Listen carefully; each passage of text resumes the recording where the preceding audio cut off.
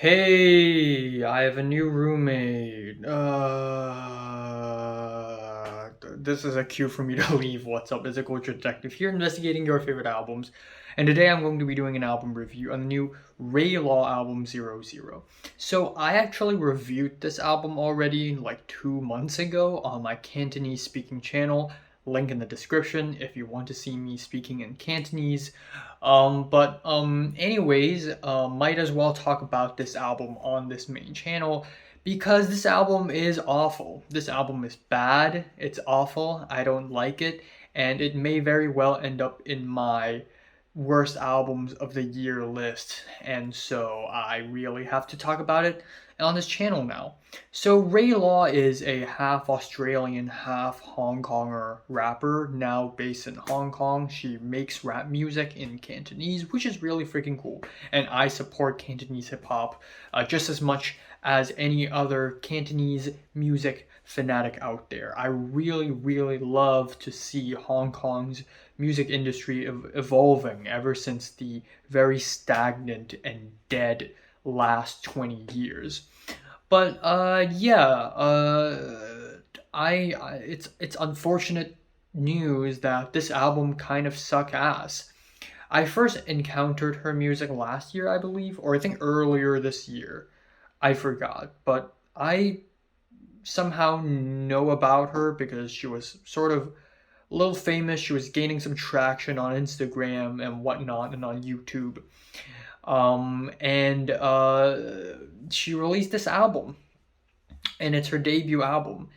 And or is it her debut album? I honestly don't even know, but she seems like a really new artist. This is a really new thing that came out.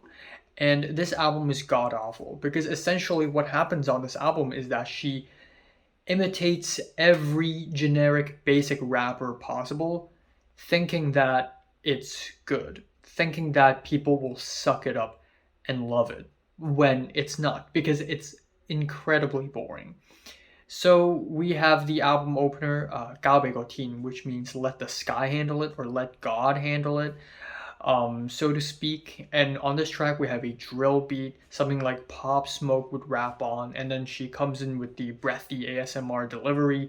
It's completely devoid of personality, and lyrically, it's about handling haters. Thus, the title of the track, letting God handle it. And it's not my business. And then the second to third track are also called Dozai, which means a lot of boys. A lot of boys and a lot of boys part 2.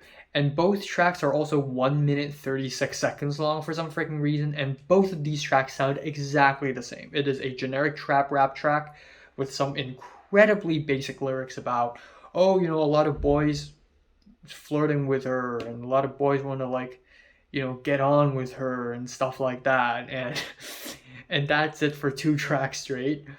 But okay, fine. These 3 tracks are boring. They're boring, they're very uninspired, they're drab, but it's not terrible. But this is where the album starts really getting awful. The fourth track is called "Not Wearing a Mask," where on the entire track she sings about how a woman yelled at her saying that she's not wearing a mask in the middle of a pandemic. It's only normal that people are wearing masks. And this track is like a pop punk rager with some really obnoxious auto-tune vocals. God awful combination of sounds here. I also don't know what the lyrics are for. Is this supposed to be a political thing? Like, is she against the mask mandate? Or maybe she's trying to be satirical? We have no idea because the lyrics does not show any of that at all. Then we have the next track, Waisek, which I guess, for lack of a better word, means gluttonous, like greedy but for food. And it's like a really basic track with a very drab house beat, and you actually get lyrics about food. And I thought it's like maybe it's like a metaphor, because this is also slang for wanting men or wanting women, wanting to eat, you know. And no, lyrically, it really is about food. And verse after verse, line after line, she just talks about fucking bread and noodles and, street food. It's so goofy. It's so goofy.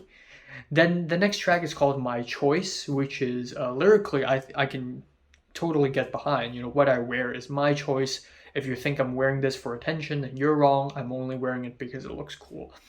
But the beat is so faint and quiet.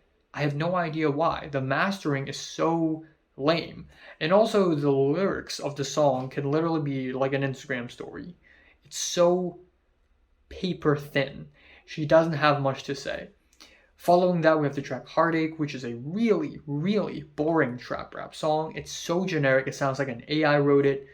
Then we have Bad Decision, and it is a very basic, like 2020s Gen Z MK styled rap. And if you don't know what MK is, it is essentially this small subculture of Hong Kong teenagers where everyone's trying their very best to look cool and act cool and have tattoos and piercings and smoke cigarettes and wear trendy black clothes because it's so cool and kind of edgy.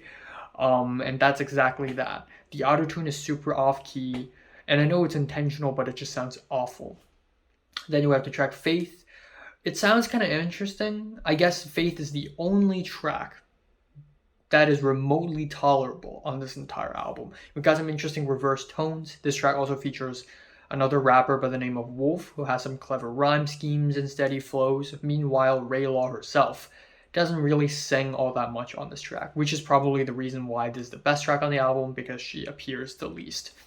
Then we have, how do I even translate this title? Reincarnate Friendship Fighting Team, and it is essentially a mix between pop punk and trap rap in the tackiest, corniest way possible.